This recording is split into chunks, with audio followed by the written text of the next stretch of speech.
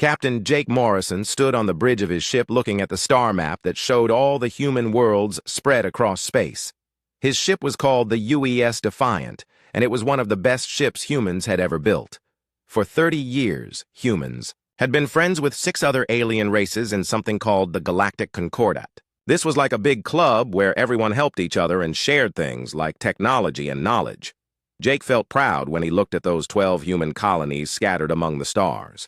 Humans were good at solving problems that other races could not figure out. The aliens were much older than humans and had been traveling in space for thousands of years before humans even learned how to make fire, but humans brought something special to the alliance. They could think of new ways to fix broken things and adapt to any situation.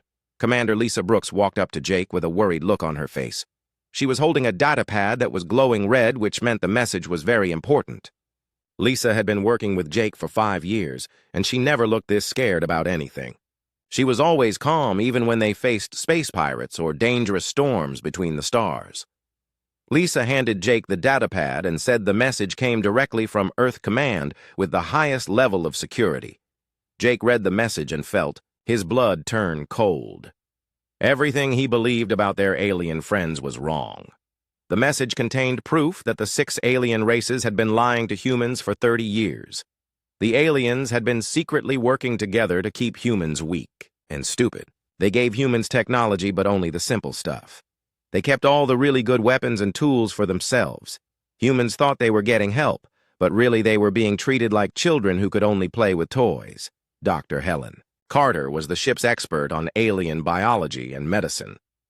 She came to the bridge when Jake called for her. Helen had studied alien bodies and how they worked for most of her adult life.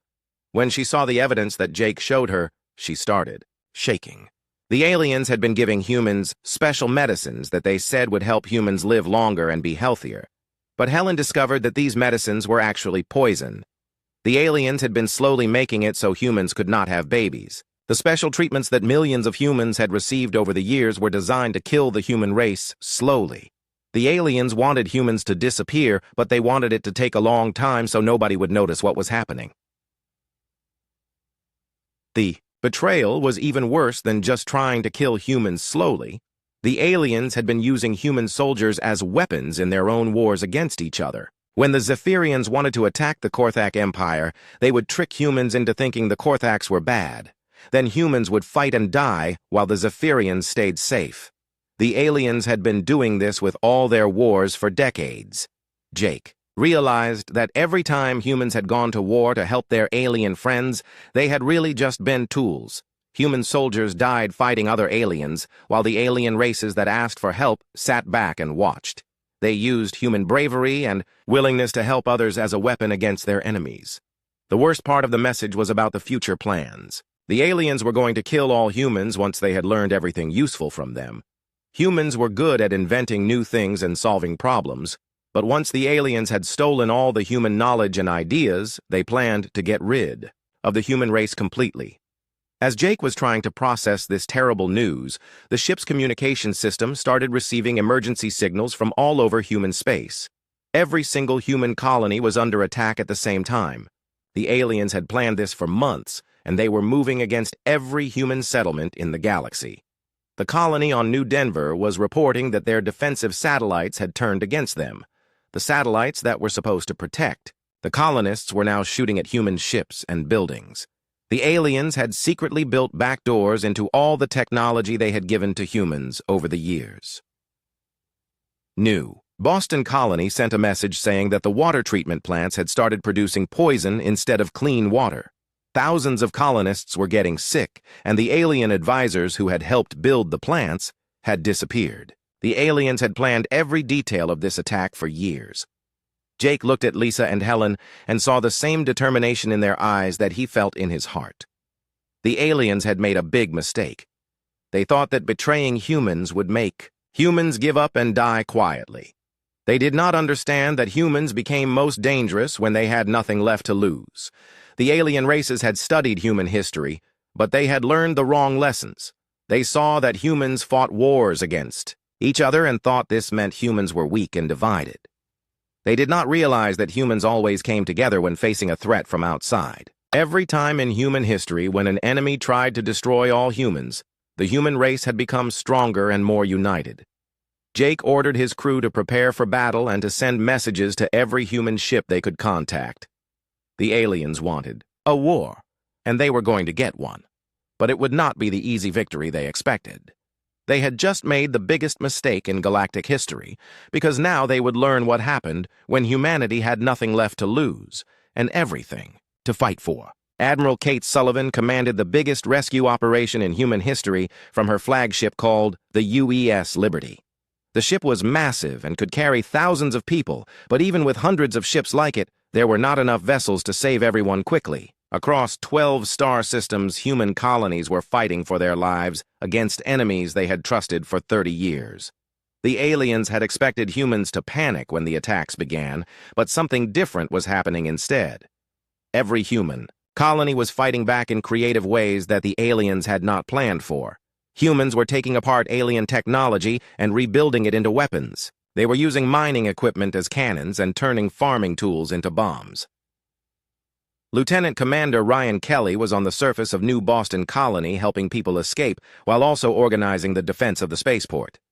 Ryan had been a cargo ship pilot before the war started, but now he was commanding a group of civilian volunteers who had never held weapons before. These farmers and shopkeepers and teachers were holding off professional alien soldiers who had been fighting wars for centuries.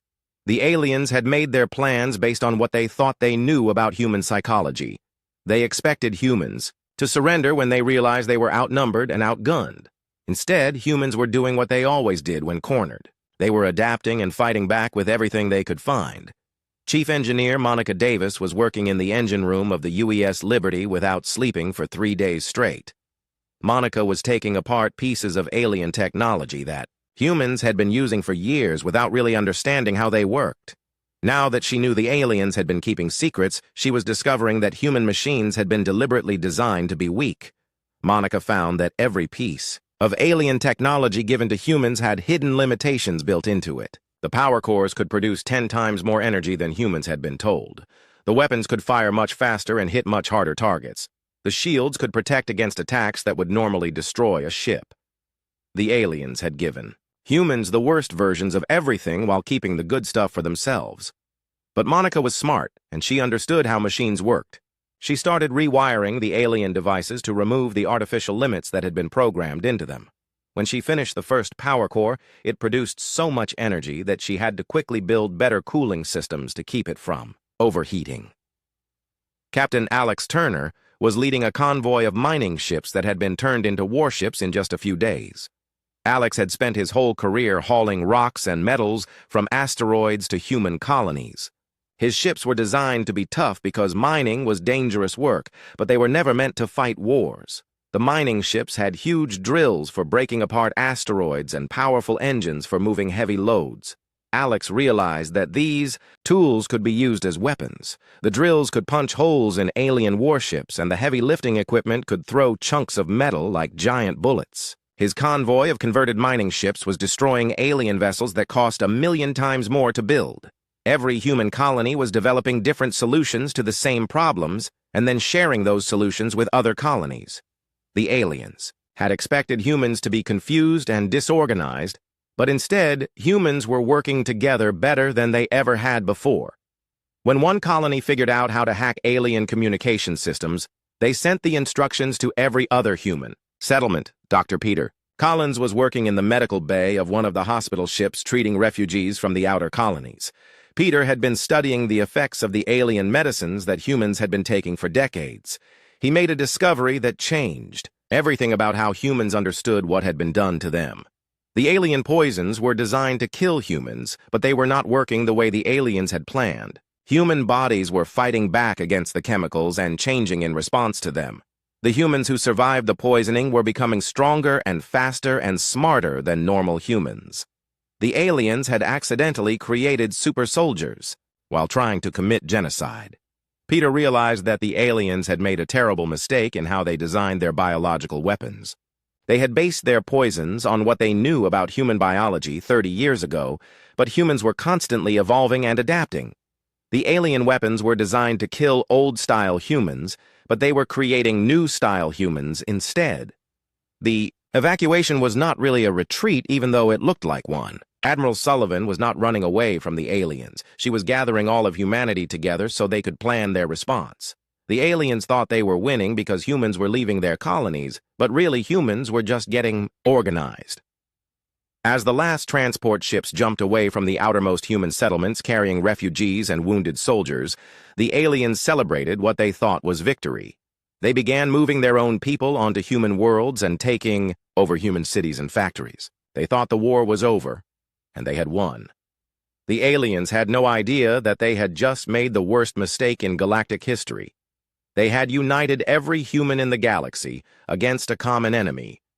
They had forced humans to abandon the comfortable lives they had built and focus entirely on survival. Most importantly, they had given humans access to alien technology and then given humans a very good reason to figure out how that technology really worked.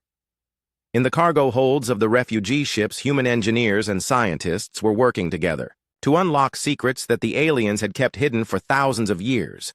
Soon the aliens would learn that betraying humanity was not the end of the human story. It was just the beginning. 6 months had passed since the Great Betrayal, and the alien races thought they had solved their human problem forever. The Galactic Concordat members had divided up all the human territories among themselves and were busy harvesting resources from the abandoned colonies. They found empty cities and silent factories and concluded that the human race had fled to some distant part of the galaxy where they would eventually die out. The aliens were very wrong about what humans had been doing during those 6 months. Humanity had not been hiding in fear somewhere far away. They had been working harder than they had ever worked in their entire history. Every human who had survived the betrayal was focused on a single goal, which was making sure that nothing like this could ever happen to humanity again.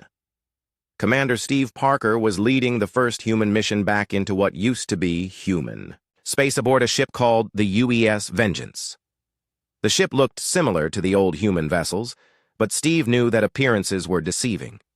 Everything about this ship was different from what humans had been able to build before. The engines were faster, the weapons were more powerful, and the shields were stronger than anything the aliens possessed.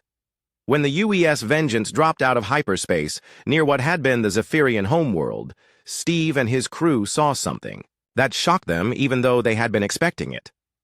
The planet that had once been home to billions of Zephyrians was completely dark. There were no city lights, no orbital stations, no ships moving between the planet and its moons. It looked like nobody had lived there for years. Navigation Officer Amy Foster was scanning the planet with every sensor the ship had. Amy had been trained to read alien technology, but the readings she was getting made no sense. There were no life signs anywhere on the planet, but there was also no evidence of destruction. The cities were still standing, and the atmosphere was still breathable, but there were simply no people anywhere. Steve decided they needed to investigate in person, so he led a landing party down to the surface of the Zephyrian world. Colonel Jack Williams went with him along with a team of soldiers who were ready for anything. When they landed in what had been the largest Zephyrian city, they found something very strange. The city looked like everyone had just disappeared in the middle of whatever they were doing. There were meals still sitting on tables in restaurants. There were vehicles stopped in the middle of streets with their doors open. In one place they found a Zephyrian weapon lying on the ground as if its owner had dropped it and walked away, without caring about it anymore. Jack and his team searched the entire city, but they could not find any bodies or any signs of fighting. It was as if millions of Zephyrians had simply decided to leave everything behind and go somewhere else all at the same time. But there were no ships missing from the spaceport and no evidence that anyone had packed their belongings. The answer to this mystery came from Dr. Rachel Turner, who had been studying the biological changes that were happening to human survivors of the alien poisoning. Rachel had discovered that the alien weapons had not worked the way their creators intended. Instead of killing humans, the poisons had activated parts of human DNA that had been sleeping for millions of years. Rachel explained to Steve and the other commanders that humans were changing in ways that seemed impossible. Human reflexes were becoming faster than any creature that had ever lived. Human brains were processing information at speeds that made computers seem slow. Most importantly, humans were developing an intuitive understanding of how alien technology worked that was almost like magic. The changes were not just physical. Humans were developing abilities that seemed to work on alien minds in ways that nobody understood. When humans encountered aliens, now the aliens would become calm and peaceful. They would stop fighting and start listening to what humans had to say. After talking with humans for a while, many aliens would decide that they wanted to help humanity instead of fighting against them. Captain Greg Nelson was commanding another ship called the UES Retribution, and he reported the same phenomenon from 17 different worlds that had once belonged to the Alien Alliance. Every planet they visited was empty of its original inhabitants, but there was no evidence of violence or destruction. The aliens had not been killed or driven away. They had simply left. Steve began to understand what was happening when his team found a recording device in the Zephyrian government building. The recording showed the last few hours before the planet became empty. Zephyrian leaders were having a meeting about how to defend their world against the returning humans when a group of humans walked into their council chamber. The humans did not carry weapons, and they did not make threats. They simply started talking to the Zephyrian leaders about what had happened and why humanity was angry about being betrayed. As the conversation continued, the Zephyrians became less hostile and more interested in what the humans were saying. By the end of the recording, the Zephyrian leaders were agreeing that betraying humanity had been wrong and asking how they could make things right. The recording ended with the Zephyrians announcing that they were going to evacuate their homeworld and join the human fleet. They said they realized that working with humanity was better than working against humanity. They packed up their most important belongings and left in their ships to find the human refugees and asked to be allowed to help them. Rachel Turner explained that this was happening because the alien biological weapons had awakened something in human genetics that had been hidden since the beginning of human evolution. Humans had always been good at convincing other people to work together, but now this ability worked on alien minds as well. Humans could somehow make other species understand that cooperation was better than competition. The most frightening part for the aliens was that this new human ability was not something that could be fought or defended against. It was not mind control or hypnosis. Humans were somehow helping other species to see things more clearly and make better decisions. Once aliens spent time around the new humans, they would realize that their old ways of thinking had been limited and harmful. Steve and his crew returned to the human fleet with their report about the empty worlds and the recordings they had found. Admiral Sullivan and the other human leaders realized that they were no longer just trying to survive the alien betrayal. They had become something new and powerful that could change the entire galaxy. The aliens who had planned the betrayal were beginning to realize that their plan had gone terribly wrong. Instead of eliminating humanity, they had transformed humanity into something that could eliminate them. But the transformation was not about destruction. It was about helping everyone become better than they had been before. As reports came in, from human scouts visiting other alien worlds, the pattern was always the same. Humans would arrive and start talking to the local aliens about what had happened and why things needed to change. After a while, the aliens would agree and would leave their homeworlds to join humanity. It was not conquest, and it was not war. It was evolution. The emergency meeting of the Galactic Concordat was happening on a space station called Kepler Station, which was supposed to be neutral ground where all the alien races could meet safely. The leaders of the 6 alien species that had betrayed humanity were trying to figure out what to do about the empty worlds and the missing populations. They were scared because they did not understand what was happening to their people. High Counselor Zethkar of the Korthak Empire was the most worried of all the alien leaders. The Korthaks were supposed to be the strongest military force in the galaxy, but 17 of their worlds had gone silent in the past month. When Korthak ships went to investigate, they found the same thing that humans had found on the Zephyrian homeworld. Empty cities and no signs of violence, but entire populations had simply disappeared. The meeting was interrupted when Admiral Kate Sullivan appeared in the middle of their council chamber using technology that none of the aliens recognized. She was not alone. 2 other figures materialized beside her who looked human, but moved in a way that made all the alien delegates feel nervous. There was something different about these humans that the aliens could sense, but not understand. Admiral Sullivan looked at the assembled alien leaders with calm confidence and spoke in a voice that seemed to reach into their minds and make them pay attention whether they wanted to or not. She said that she believed the alien leaders wanted to discuss surrender terms, and that humanity was prepared to be generous if the aliens were smart enough to accept what was being offered to them. Zeth-Kar tried to maintain his authority by pointing out that humans had been declared extinct 7 months ago and that it was impossible for them to be standing in the council chamber. His voice was shaking because he could feel something happening to his thoughts when he looked at Admiral Sullivan. She seemed to be helping him understand things that he had never been able to see clearly before. Dr. Helen Carter stepped forward and explained to the aliens what had really happened when they tried to poison the human race. She told them that their biological weapons had been designed based on old information about human genetics. Humans evolved and adapted much faster than the aliens had realized, so their weapons had caused changes instead of causing death. Helen explained that the alien genocide attempt had actually been the most aggressive breeding program in galactic history.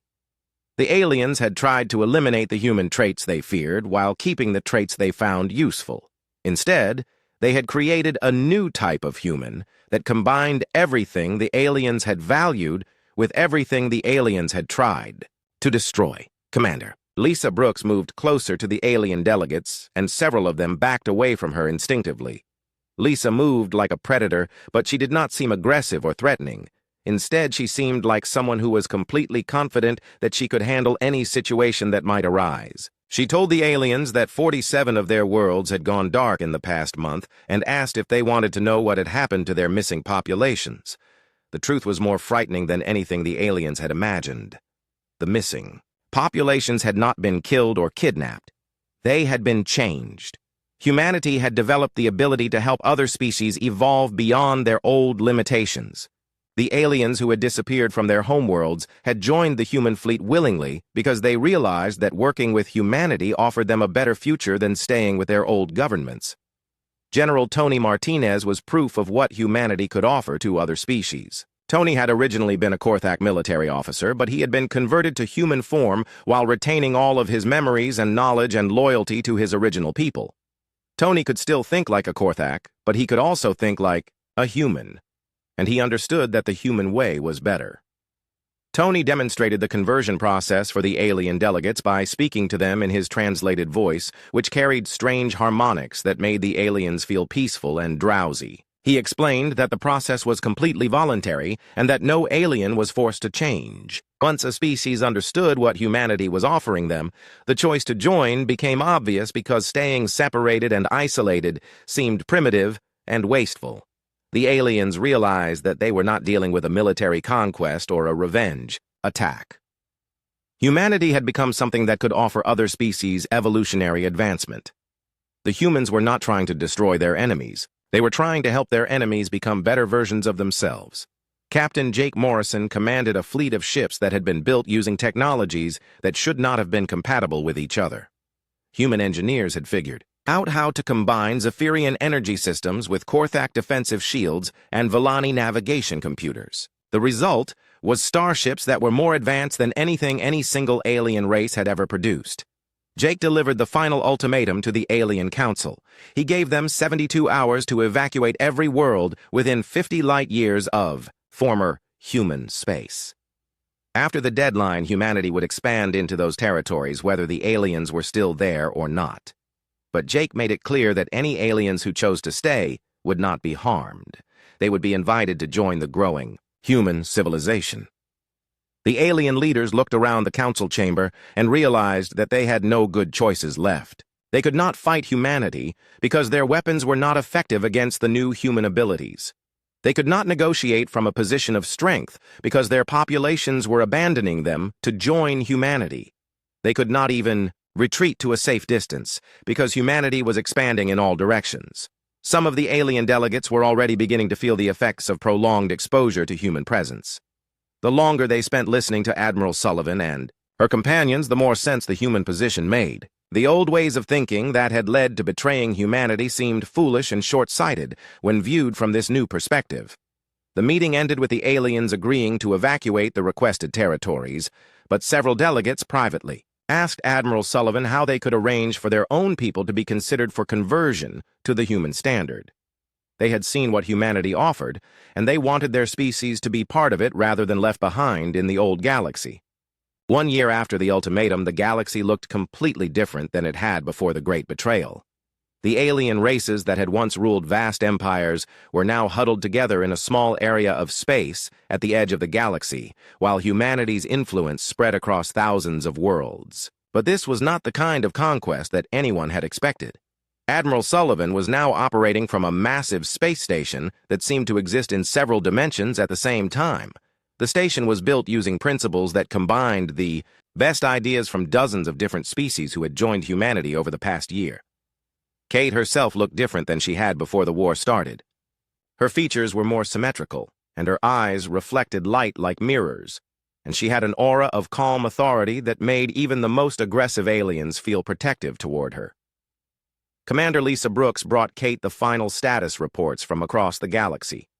Lisa's voice carried harmonics that would have made any listener feel peaceful and content while hearing important information. She reported that 93% of the galaxy now fell under human administration, and that the remaining alien holdouts had requested permission to live peacefully on the edge worlds without any interference. The process had not been violent. No armies had marched across alien worlds, and no cities had been destroyed by human weapons. Instead, humanity had offered something that no spacefaring species had ever experienced before. They offered true unity without the loss of individual identity. They offered technological advancement without environmental destruction. They offered expansion without the need for conquest or war. Dr. Helen Carter had spent months studying exactly what humanity had become during their forced evolution. Helen discovered that the alien biological weapons had awakened more than just individual human abilities. They had activated a collective consciousness that operated on a galactic scale. Humans could now communicate instantly across any distance, and share memories and skills, and most remarkably, they could extend their influence to other species through what could only be described as evolutionary acceleration. Captain Jake Morrison was now commanding a living ship that responded to his thoughts and emotions. The ship was not built in the traditional sense. It had grown from a combination of human technology and alien biotechnology, and something else that nobody fully understood. Jake could travel anywhere in the galaxy instantly, and his ship could adapt to any environment or threat automatically. Jake reported from the edge of known space where the last group of unconverted Zephyrians were living on. A small colony world. These Zephyrians had been watching their people thrive under human guidance, while they struggled with resource shortages and equipment failures. After months of isolation, they had finally requested conversion because continuing to live separately seemed pointless and cruel. The conversion process was not painful or traumatic.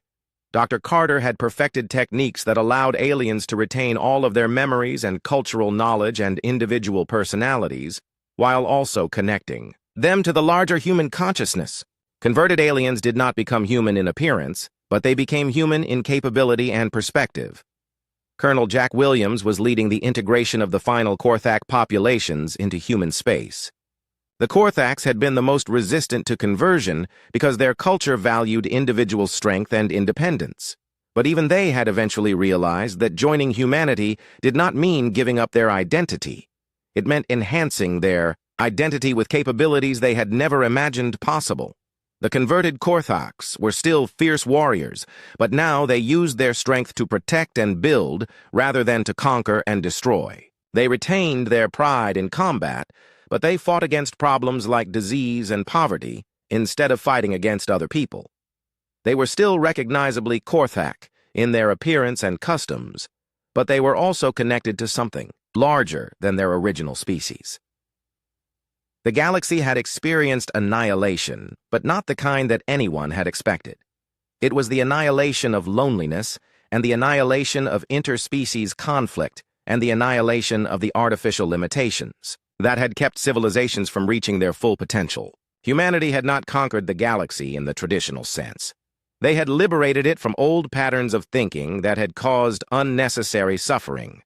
Species joined humanity not because they were forced to, but because the alternative seemed unbearably primitive once they understood what was possible. The old galaxy had been a place where different races competed for resources and fought wars over territory. The new galaxy was a place where everyone worked together to solve problems and explore possibilities that no single species could have achieved alone. Admiral Sullivan often stood in the observation deck of her station, looking out at stars that were now connected by networks of communication and transportation that made the entire galaxy function like a single organism. She thought about the irony of what had happened. The aliens had tried to eliminate humanity's most dangerous trait, which was their ability to unite diverse groups under a common cause. Instead, they had weaponized that trait and turned it into something that could transform entire civilizations. The betrayal that was meant to destroy humanity had instead revealed what humans had always been meant to become. Not human as they had been for millions of years, but human as they could be when their full potential was unlocked. The galaxy was finally whole, and every species in it was connected to every other species through bonds that were stronger than politics or economics or military alliances. The last entry in Admiral Sullivan's personal log read that the Great Betrayal had not been the end of the human story as the aliens had planned. It had been the beginning of a new chapter in galactic history where unity and cooperation replaced division and conflict. The aliens had wanted to annihilate humanity, but instead humanity had annihilated the old way of doing things and created something better for everyone.